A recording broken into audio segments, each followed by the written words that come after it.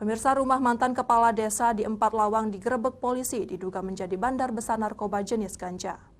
Dari dalam rumah pelaku, polisi menyita 8 kg ganja kering dan 1 unit senjata api rakitan laras pendek.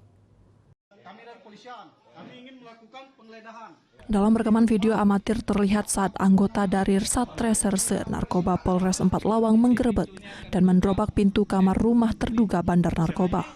Pemilik rumah tak bisa mengelak lagi saat polisi melakukan penggeledahan mendapati sejumlah barang bukti narkotika jenis ganja dan 1 pucuk senjata api rakitan yang berada di dalam kamar tersebut. Pelaku atas nama Samaludin diketahui merupakan mantan kepala desa Talang Padang, Kecamatan Paiker, Kabupaten Empat Lawang. Berikut barang bukti kemudian diamankan ke Mapolres Empat Lawang guna proses hukum lebih lanjut. Dari penggerebekan di rumah pelaku, polisi menyita barang bukti berupa 23 paket besar ganja siap edar, 1 paket besar ganja yang berada di dalam ember warna hijau, 1 paket besar ganja dalam karung dengan total keseluruhan ganja seberat 8 kg, serta 1 sen viral laras pendek jenis revolver.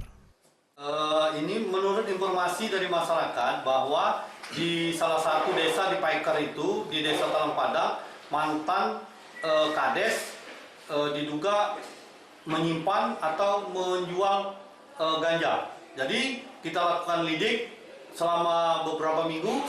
Setelah informasi A1, kita lakukan penggerebekan pada jam menjelang maghrib.